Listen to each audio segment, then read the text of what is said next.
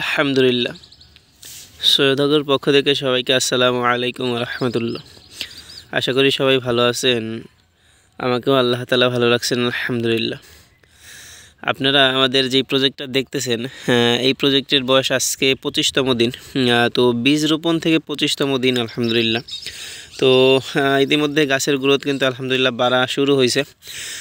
গত কয়েকদিন যাবৎ কিন্তু সারা বাংলাদেশেরই একই অবস্থা। আপনারা সবাই জানেন যে আবহাওয়ার কীরকম পরিবর্তন ঘটছে।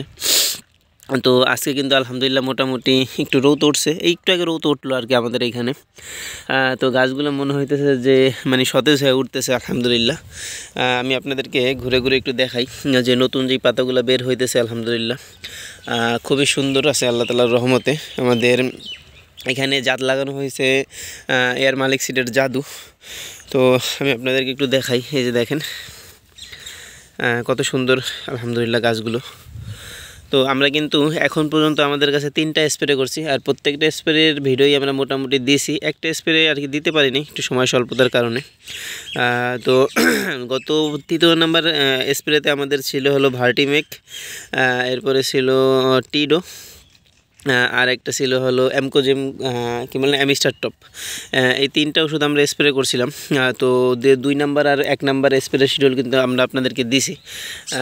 তো দেখেন যে গাছগুলো আলহামদুলিল্লাহ কত সুন্দর সতেজভাবে বাইরে উঠতেছে।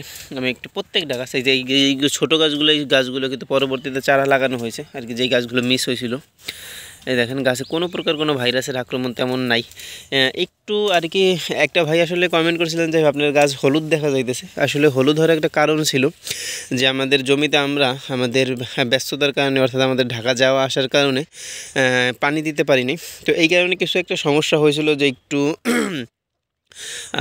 গাছটা হালকা একটু হলুদ বর্ণ ধারণ করেছিল। তো আমরা দেখেন কিন্তু আমাদের জমিতে ওষুধ দিয়ে আর কি, ওষুধ বলতে এই কী বলে ঘাস মারা ওষুধ দিয়ে এরপরে কিন্তু পানি দিয়ে দিছি। তো আলহামদুলিল্লাহ দেখেন যে এখন গাছগুলো কিন্তু কী পরিমাণে সবুজ হয়ে গেছে। কোনো প্রকার কোনো ভাইরাসের আক্রমণ আল্লাহ তাআলার রহমতে নাই।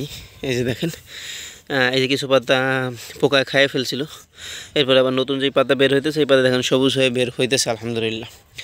প্রত্যেকটা গাছের গ্রোথ কিন্তু আলহামদুলিল্লাহ একই রকম আছে। এই যে দেখেন গাছের গ্রোথগুলো শীতকাল অনুযায়ী কিন্তু গাছের গ্রোথ এরকমই থাকবে, এটা কিন্তু স্বাভাবিক বিষয়। এখন শীতকালে কিন্তু গাছের গ্রোথ কিছুটা কম থাকে, এটা যারা লাগাইছেন তারাই বুঝতেছেন।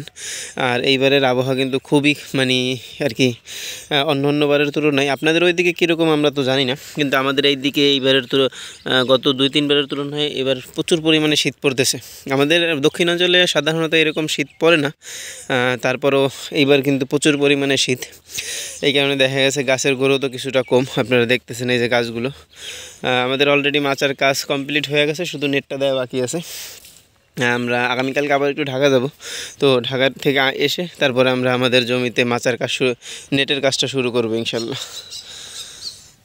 তো যাই হোক, আসলে ভিডিও তো বড় করব না। আপনাদের কারো কোনো প্রশ্ন থাকলে অবশ্যই আমাদের বলবেন ইনশাল্লাহ।